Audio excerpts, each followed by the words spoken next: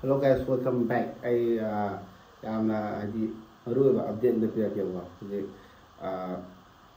AFC Champions League sana ba hore ba ma hadi Al Nassr first one play sana le hado Al Nassr na kare ba. Ado India da Ronaldo la kada la wedra adegi da hangai je ko sedi am hangai ba. Barang salo da sakra salo da adu update ai pirakewa. Ronaldo je keno samne hada India da kasu laoy ba 90% ni sona la ba ai Ronaldo gi previously home ba match ke da ai team je ai ko son Asia lom de AFC amna ai ha me league ka je amna no bi dum team je hande ba ai Ronaldo sana da da ma Ronaldo squad tan da ne ba Ronaldo na han ga je han gi AFC mai league first round do ma squad tan de ma atopa ai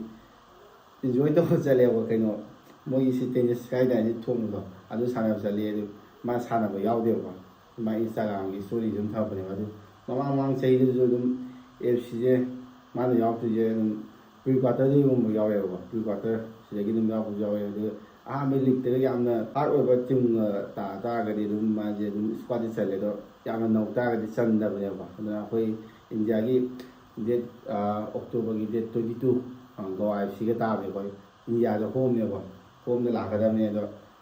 coi giàu Philips coi đi Sadio Mane hồi đi gió cái này coi và tôi đi 99% đi ai mua ở mua thì đi lao rồi coi cái gì cũng coi rồi tôi fan cái người rồi tôi mi sum tôi như vậy không có đi được hàng này coi rồi tôi chỉ cần một team asol mà cái tao mà đừng mà recovery tàu đi khang đi đừng mà tàu đi khang đi mà ice bath tàu đi khang đi đừng mà gì đừng Mies squad ji suang chan dia wa aduna ayo du jam to yang ko bara Ronaldo la to re sa to sa lo ja ha to oi sa lu dia do paisa do budget do adu si ma si da mu Ronaldo la ga di mu sa pya 99% le mo de sun ba ta de 90% di tha de wa 10% di sun yang bi ta tha ma ga ji 100% de India da Ronaldo la ka ne ha bi asa de le te wa ai Goa FC je đúng ở là xây nó bây giờ cái đi đâu đều cái đun hành đấy rồi cái giam hành đầu gì thì đó anh là xây nó bây giờ già đấy vậy cái là đun xây dựng mà nếu đi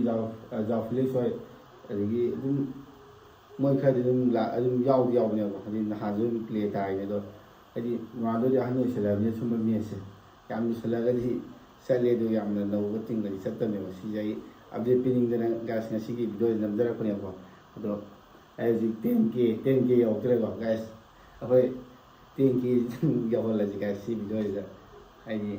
10k yawaga Q&A gi video namje dum hairo ko dum namje guys video ji matang salo sara guys ai dum sai ke na plan to bole da dum sabu so dum thabak kuma samda ga de do Ronaldo u ge na khan ga di sabda ga su kana dum adum ka angi cái hotel room gi rate adi paisa ti chaw ne ai khang ado ticket su phang ji ka je khoi Duran Cup to to Manipur da le le ticket phang di ne da ha mangjo ma nga asa ti aro Goa da ado guys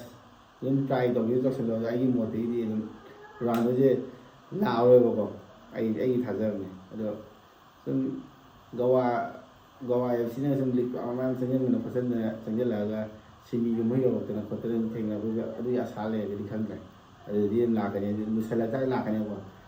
sum mala do mes ko me ra no ga su ta ne do ga si ga update se pe ki ta woni video kan sa sa ba